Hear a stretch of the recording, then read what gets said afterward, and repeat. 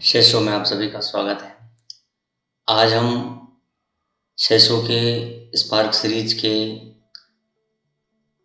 AI reality part 5th में हम AI के इतिहास से लेके वर्तमान और भविष्य की संभावना को स्पष्ट करते हैं। एआई का जो विकास, ये कंप्यूटर के विकास के बाद आरंभ हुआ। यहाँ कह सकते हैं कि जब 1820 में चार्ल्स बेबेज ने कंप्यूटर की नींव रखी थी, जो वर्तमान समय में हम जो कंप्यूटर इस्तेमाल कर रहे हैं, इसका जो बेस मशीन थी, इसका जो बेस मॉडल था, वो 1820 में बनाया गया था। उससे आज तक का जो सफ़र रहा कंप्यूटर का, वह भी एक लंबी विकास यात्रा रही। इसी तरह आर्टिफिशियल इंटेलिजेंसी का भी विकास एक लंबी यात्रा रही। पहले ये मनुष्य के विचारों से आरंभ होकर वास्तविकता तक का ये सफ़र तय हुआ। 1820 में जैसे ही चार्ल्स बेबेज ने कंप्यूटर की मशीन बनाकर एक नींव रखी कि मशीन गणना करेगी, गणितीय गणनाएं करेगी, तो 1840 के आसपास उनके साथी ने भी केवल गणना के अलावा इमेज और टेक्स्ट या अन्य जो मीडियम है, उन्हें भी मशीन प्रोसेस कर सकती है या करेगी की बात रखी। लेकिन उस समय टेक्नोलॉजी इतनी विकसित नहीं थी, संसाधन इतने विकसित ही नहीं थे। एनालॉग सिस्टम उस समय कार्य करते थे, भाप के इंजन थे, और ये मशीन गियर्स और जो चक्रियाँ होती हैं उसके बेस पे कार्य करती थी। उसके बाद जैसे ही कंप्यूटर के विकास ने गति पकड़ी, सामान्य से कंप्यूटर सिस्टम जब आने लगे 1950 के बाद, हम कह सकते हैं कि आर्टिफिशियल इंटेलिजेंसी ने एक गति पकड़ी है। उसमें भी काफ़ी रुकावटें आई। जो फंडिंग देने वाले थे, जो वहाँ की पब्लिक थी, उनकी रुचि कम हुई कि ये चीज़ें काम नहीं करेगी या ये चीज़ें काम की नहीं है। इसमें एक ट्यूरिंग टेस्ट का नाम सामने आता है कि एक ऐसा टेस्ट ये देखने के लिए बनाया गया कि जो मशीन है वह मनुष्य को धोखा दे पाती है बात करके। उन्हें ऐसा नहीं लगे कि सामने कोई मशीन बात कर रही है। ये एक तरह था जिसमें प्रश्नोत्तर के माध्यम से बातचीत होती थी, जैसे सामान्य से प्रश्न होते थे बेसिक चैटबॉट की तरह। तो ये टेस्ट पास हो गए कि हाँ, मशीन मनुष्य से बात कर सकती है चैट के माध्यम से। तो इसके बाद 1956 में इसको एक नाम मिला, जैसे आर्टिफिशियल इंटेलिजेंसी। इसका ये सफ़र रहा है। इसके फैक्ट आप news channel, media, online, internet पर देख सकते हैं कि इसका सफ़र कैसे रहा। शेष शो स्पष्टता का के लिए आप इंटरनेट पे एक बार इसका पूरा इतिहास चेक कर सकते हैं कि क्या क्या हुआ। इसी कड़ी में फिर जिक्र होता है कि एआई का इस्तेमाल करके इन्होंने एक चेस चैंपियन को हरा दिया। तो एआई का इस्तेमाल उस समय भी हो रहा था, लेकिन वह नहीं हो रहा था। लेकिन इसका एक बेस उपयोग हो रहा था।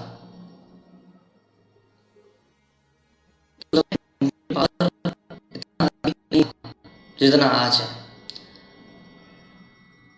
2010-11 के आसपास हम देखते हैं कि मोबाइल के अंदर एक एआई असिस्टेंट आता है, जैसे एप्पल के फ़ोन के अंदर श्री नाम से हम, इसके बाद गूगल असिस्टेंट है, या यूँ कह सकते हैं कि एआई का एक उपयोग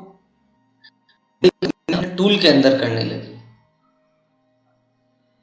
इसके बाद जनरेटिव एआई आती है, जो अभी आप यूज कर रहे हैं, जिसमें आप चैट करते हैं तो आप टेक्स्ट लिख के देते हैं, उससे इमेज और वीडियो बन जाती है। आप एक छोटे से प्रॉम्प्ट देकर एक पूरा आर्टिकल लिख सकते हैं, अर्थात लिखवा सकते हैं। हम ये कह सकते हैं कि अब मशीन कंटेंट निर्माण का कार्य करने लगी।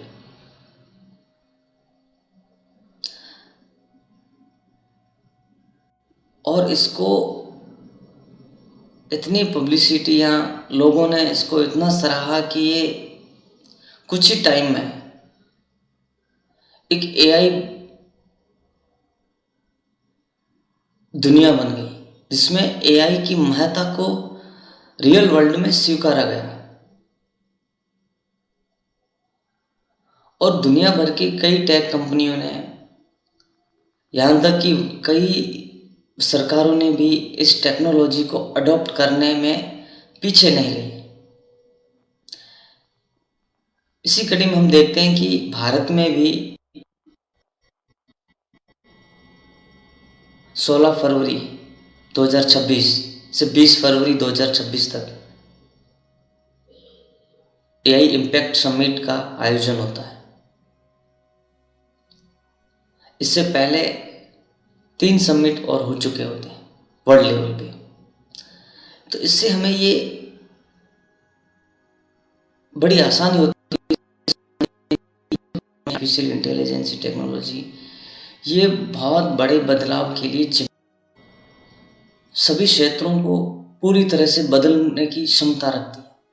ये जो आर्टिफिशियल टेक्नोलॉजी है, ये सभी क्षेत्रों को बदलने की पूर्ण क्षमता रखती है। और वर्तमान समय में इस पर इतना बातें फैलाई जा रही है, इतने डर फैलाए जा रहे हैं, और लोगों को इतना भ्रमित किया जा रहा है, ये पता नहीं क्या हो जाएगा। सोशल मीडिया पे आप देखेंगे कि ऐसी अनावश्यक से कोई नाता नहीं है। कोई कहता है एआई जिंदा हो जाएगी, कोई कहता है एआई नौकरी खा जाएगा, कोई कहता है एआई ये कर देगा, ये कर। इस प्रकार का जो शोर हो रहा है, इसके पीछे की वास्तविकता का क्या सार है, इसके पीछे की वास्तविकता क्या है, ये समझते हुए और इसकी कार्यप्रणाली विकास को हम सरल तरीके से जानते हुए आगे बढ़ते हैं। अब हम बात करते हैं कि एआई टेक्नोलॉजी आखिर काम कैसे करती है, इसको बनाया कैसे गया है और ये काम कैसे करती है। इसका एग्जाम्पल हम ले सकते हैं कि सॉफ्टवेयर निर्माण से। आपने अपने कंप्यूटर, मोबाइल में या अन्य जगह पे कुछ सॉफ्टवेयर्स का यूज किया होगा। मोबाइल के अंदर जैसे सॉफ्टवेयर्स हैं, तो उसमें क्या होता है कि आप निर्देश देते हैं और वो उसका पालन करता है। आपने कोई बटन प्रेस किया या कुछ टाइप किया तो उसका रेस्पॉन्ड आया। अब इसी के अंदर एक ऐसा सिस्टम बनाया जाए कि जो स्वयं निर्णय ले सके। अब स्वयं निर्णय कोई तब लेगा जब उसे ज्ञान होगा और उसकी मेमोरी। आर्टिफिशियल इंटेलिजेंसी में जो ज्ञान है, जो समझ है, जो मेमोरी है, इनको व्यवस्थित किया गया। मेमोरी तो पीसी में या डिवाइस में सभी में है। इस मेमोरी को एक अलग तरीके से स्टोर किया गया, टोकनाइज, लेबलिंग, इस तरह से। और एक ऐसा फ्रेमवर्क बनाया गया जो डेटा के आधार पर इंफॉर्मेशन को इस प्रकार व्यवस्थित करता है या एक समझ बना लेता है डेटा के आधार पे, और वह समझ भी एआई ट्रेनर द्वारा उसको ट्रेनिंग करके दी जाती है। मशीन तो बना ली, मशीन को हम कोई ऐसी मशीन नहीं कह सकते कि कोई अलग मशीन बनाई है। मशीन हमारा कंप्यूटर ही है, कंप्यूटिंग पावर है, यही है। लेकिन इसके अंदर जो सॉफ्टवेयर है, जो उसका जो सिस्टम है, वो थोड़ा डिफरेंट है। उसमें ये कॉन्सेप्ट रखा गया कि जो डेटा है, जैसे अब डेटा हम क्या मान सकते हैं, टेक्स्ट, इमेज, साउंड, इसको वॉइस और वीडियो, ये जो कंटेंट टाइप होते हैं, लगभग 5 टाइप होते हैं ये। तो ये जो कंटेंट है, ये कंटेंट सीखने के लिए उनको दिया जाता है। तो वो मशीन क्या करती है, उस कंटेंट को एक फ्रेमवर्क में अलग अलग तरीके से उसको लेबलिंग करती है, उसको डॉक्यूमेंट करती है, उसको समझने का प्रयास करती है। जैसे कि सेल्फ ड्राइविंग कार का हम एग्जांपल लेते हैं।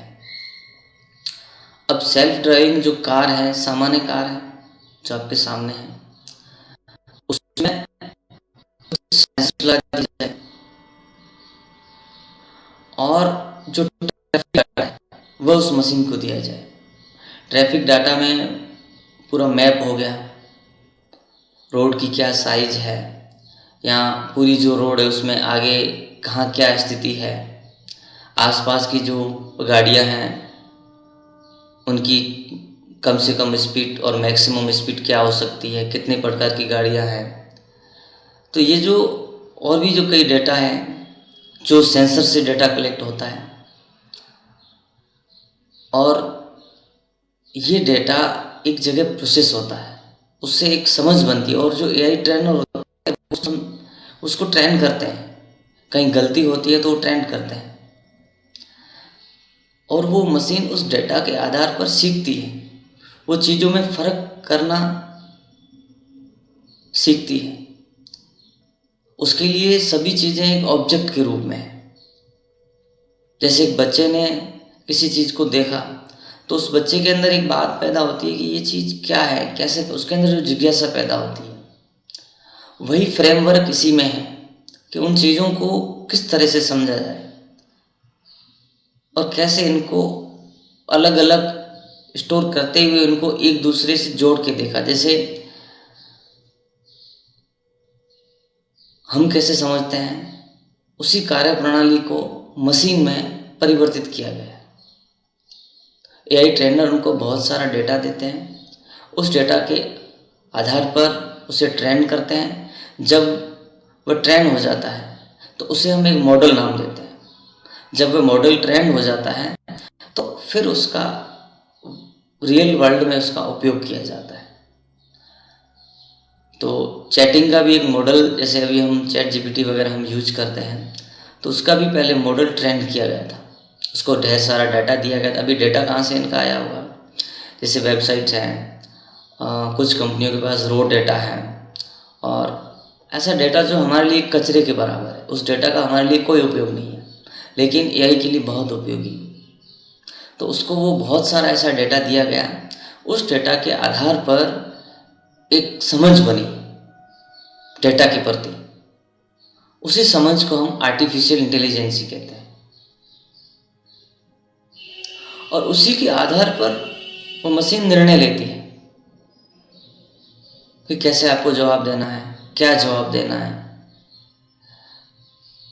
तो इसका जो विकास है, वह विकास इस प्रकार होता आया। लेकिन अब जो स्थिति है, वह स्थिति ऐसी है कि इस आर्टिफिशियल इंटेलिजेंस के उपयोग को लेकर कि इससे क्या नहीं हो सकता, ये हर तरह के क्षेत्र में उन्हें बदलने की क्षमता रखता है। और सबसे बड़ी बात है कि ये जो निर्णय लेता है, अभी निर्णय कितने रियलिस्टिक होंगे, कितने गलत होंगे, और इस टेक्नोलॉजी का उपयोग अनैतिक कार्यों में न हो, जैसे साइबर सिक्योरिटी या ऐसे और भी कई चीज़ें जहाँ इसका उपयोग ना हो, इसका भी डर बना हुआ है। तो अगर हम इसके भविष्य को देखें तो ये टेक्नोलॉजी सामान्य टेक्नोलॉजी से डिफरेंट है, या यूँ कह सकते हैं कि ये दुनिया को पूरी तरह बदलने में सक्षम है। इसके जितने लाभ हैं उतने ही इसके नुकसान हैं। लेकिन वर्तमान समय में जो अफवाहें जो फैलाई जा रही है कि नौकरियां चली जाएगी, ये हो जाएगा, तो इससे हमें समझने की आवश्यकता है कि जो जॉब की जो बात है कि जॉब चली जाएगी, ये उन जॉब की बात हो रही है जहाँ पे सामान्य समझ या सामान्य निर्णय लेने होते थे, जैसे किसी मशीन को ऑन ऑफ करना या बेसिक से जो कार्य होते थे उनमें रिप्लेस होगा। बाकी अगर इस टेक्नोलॉजी का उपयोग कार्यों को अधिक कुशलता से करने या सटीकता से करने में हो और इसको एक सहयोगी के रूप में उपयोग किया जाए और कार्य में अधिक या अगर लाना चाहें, नौकरी खोने का या नौकरी जाने का कोई कॉन्सेप्ट नहीं होता है और ऐसा होने की संभावना बहुत कम है। एआई रियलिटी पार्ट 1 से लेके ये जो 5th है, इसको आप देख सकते हैं। और शेष शो के आरंभ होने के परिचय कड़ी में एक पार्ट है एआई क्या है, तो उसमें इसको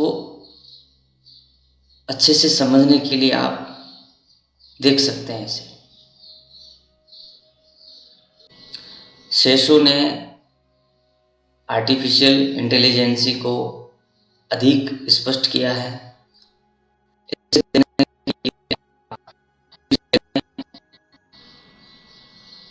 एआई क्या है, जो शेषो के आरंभ होने के परिचय कड़ी का भाग है।